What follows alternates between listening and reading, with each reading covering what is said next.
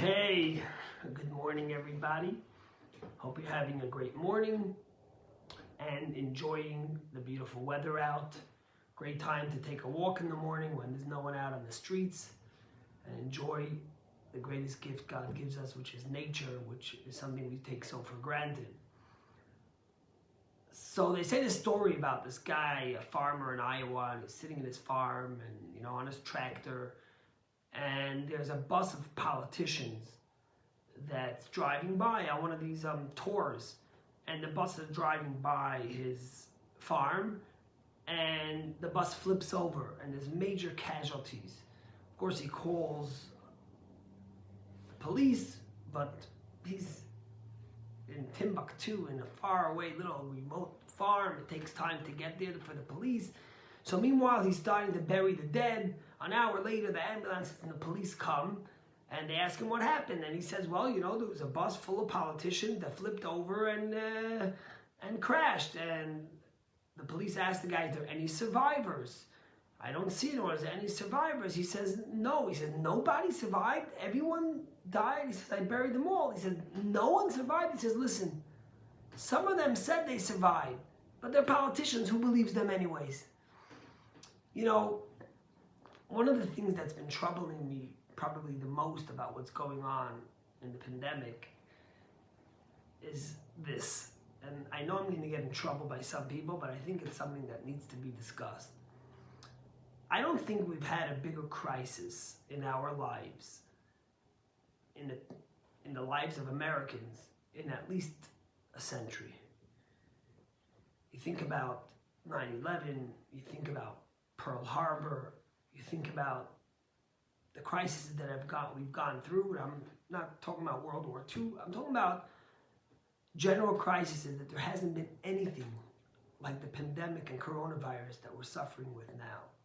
And you would think that in a time of crisis, in a time of struggle and challenge, where so many people are vulnerable and dying and in fear, that somehow we would be able to have a discussion about the ideas and about how best to protect the American people and keep them safe and healthy, yet still be able to open our economy and take away the pain that so many people are struggling with.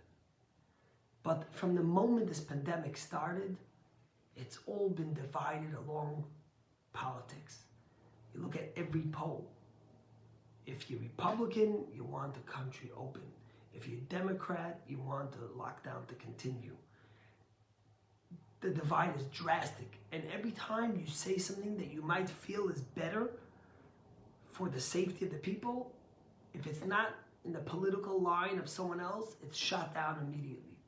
Yesterday, or was it Monday, the governor opened up the economy in 6 phases, and then our Congressman Presley screamed that he's opening it up too quickly. It's not only happening in this state, it's across our country. And it's something that's very painful. So I wanted to discuss the second Mishnah to what we discussed yesterday, and then circle back to politics. Without hopefully taking a side, but maybe speaking about ideas. So yesterday we spoke about love, conditional and unconditional love. But today there's another fascinating Mishnah in Ethics of Our Fathers, which is Mishnah 17 in chapter 4. And the Mishnah says like this: Kol machloika shehi l'shem shamayim. Every argument that's for the sake of heaven, soifa liskayim. It will endure. It will have permanence. V'she'ena l'shem shamayim. What about an argument that's not for the sake of heaven? Ain't soifa liskayim. There's no chance that will ever endure. And then he gives us an example, as yesterday. What's an argument that's for the sake of heaven? He says the argument of Hillel and Shammay, 2 of the greatest sages in Talmudic history. And what's an argument that's not for the sake of heaven? He says it's an argument like Korach and his whole group.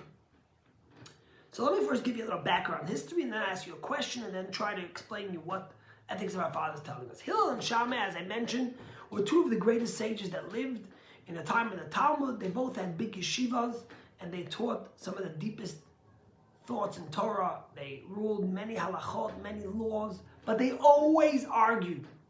Hillel took a more lenient opinion on things, and Shammai was more stringent. but almost in everything, they rarely ever agreed. And the law is always like Hillel.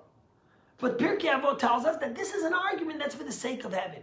Then you have Korach. We all know the story. Moses was the leader that God gave the Jewish people to take them out of Egypt and to bring them to the promised land. And Korach rebelled. Korach was a cousin of Moshe, and he wanted the power. And he rebelled against Moshe, and he teamed up with him 250 people, and they tried to overthrow Moses. The end is that the earth opens up and swallows Korach and all his people, and they die, and we don't hear of them again. What's the difference between these two people?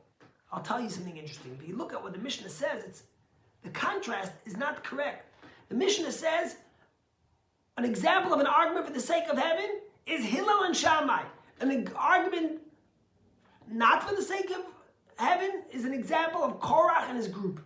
1 second. If you want to contrast it, you say for the sake of heaven is Hillel and Shammai.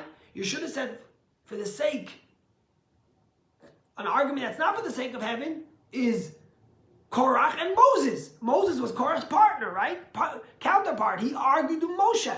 So why does it say the argument for the sake of heaven is Hillel and Shammai, and the argument that wasn't for the sake of heaven was just Korach and his group? It doesn't even mention Moses. It doesn't mention the other side. And he says like this. Think about this. This is a thought that the Rebbe gives us, and it's something very deep.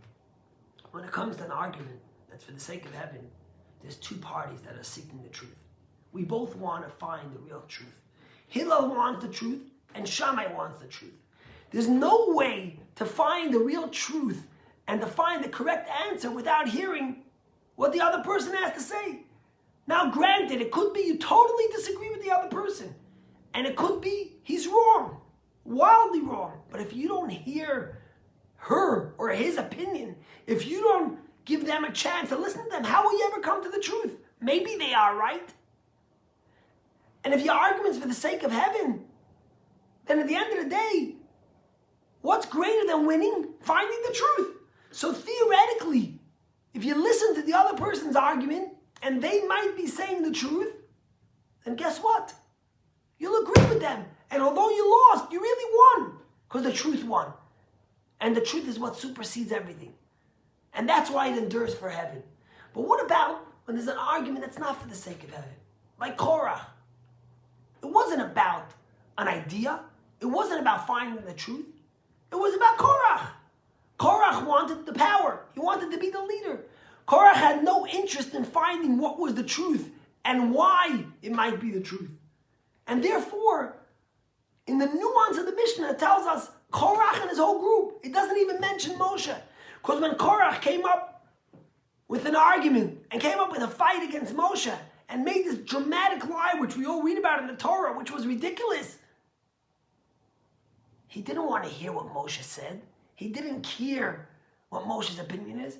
It was Korach and his whole group. So the Mishnah so smartly says, when it comes to an argument for the sake of heaven, you have Hillel versus Shammai. Hillel has an opinion. Shammai has an opinion. They each listen to each other to find the truth, and hopefully it endures because truth endures forever, and all they're seeking is the truth. But when it comes to Korach, the Mishnah says it's Korach and his whole group. Korach has no interest in truth.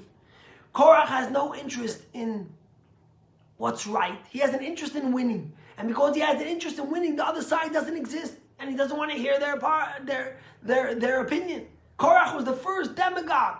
He had no interest in hearing anything. He just wanted to concoct a lie that he could sell to the people. He wanted to get to the people's hearts, to win them over. He didn't need truth. He didn't want truth for that.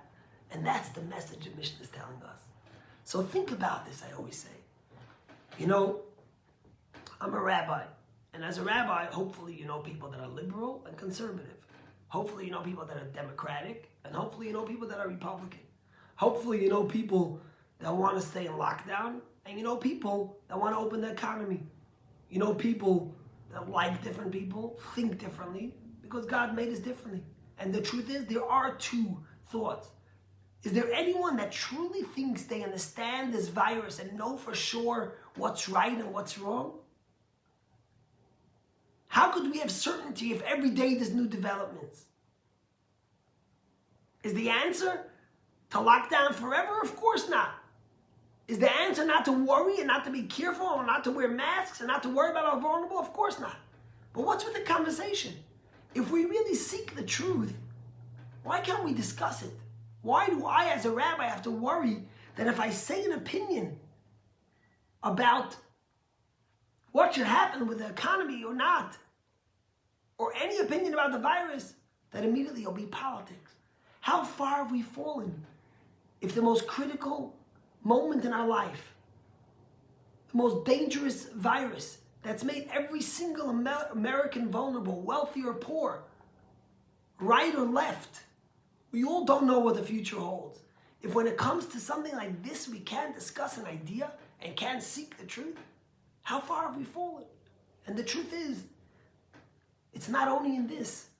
This is an outcome of everything else that's happened in our country. Our country has become so divided, and there's so much animosity and so much vitriol hate towards someone who thinks differently than you. It's frightening. It's shocking. Where's the human side? Where's the Hillel-Shammay? Where's the idea that we need to think, to listen to someone else so we get the truth? Is there only absolute truth? That's I and only I? If that's the case, then we're like Korach and his whole group. It's Korach, and it's him and him only. There's no Moses involved.